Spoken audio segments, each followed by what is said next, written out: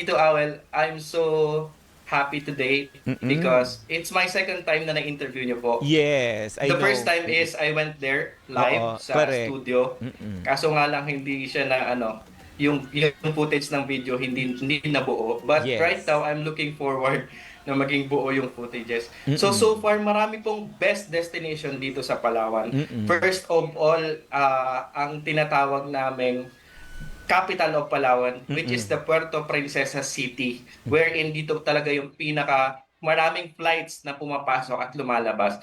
And at the same time, meron po tayong north and south destination. So sa northern part, doon po yung aking hometown, which is Busuanga. Makikita po doon yung mga safari.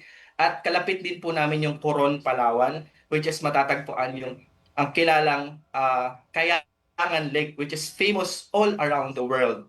And one of the famous, I mean, at the same time, cleanest water, brackish water, half salt water, and half fresh water. And at the same time, meron din po tayong Cuyo, which is rich in culture. Kung gusto niyo pong mapuntahan yung Cuyo sa northern part of Palawan. May San Vicente po tayo wherein makikita po natin yung uh, long sand beach. And at the same time, yung Bato ni Ningning, which is very famous doon sa lugar na yon, which is located also, matatagpuan din natin yung Port Barton sa northern part. Kung pupunta naman po tayo sa southern part, Mhm. makikita po natin sa dulo yung Balabac, which is one of the booming destination dito sa Palawan. Wherein Mm. sobrang ganda po ng sand, white sand beach po talaga at super, super clear po ng water.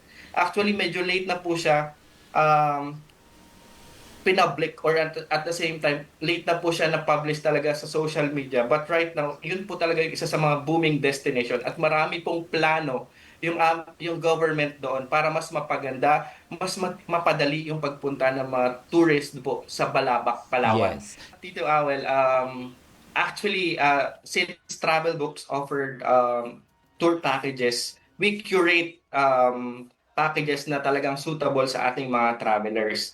All they need to do Mm. is to set a schedule for us. You can message our Facebook page, Travel Books, and at the same time, you can also PM me, JP Daco, my Facebook account. I can Mm. help you with that. I can help you create your package kasi meron po kaming package na all-in na kasama yung food, kasama yung van transportation, kasama na din po yung mga destinations. All they need to do, if they want to book their own flight, ang flight po nila kailangan from Manila to Puerto Princesa City. And then once they reach Puerto Princesa City, we can arrange their travel from Puerto Princesa City to Balabac and back Wow. and forth. Kami na po yung Very bahala. Kasama nice. din po yung boat transfer, yung Mm. speedboat kasi at the same time, yung package namin, included na rin po yung speedboat pag going back to Buliluyan Port, which is the port going to Palabac.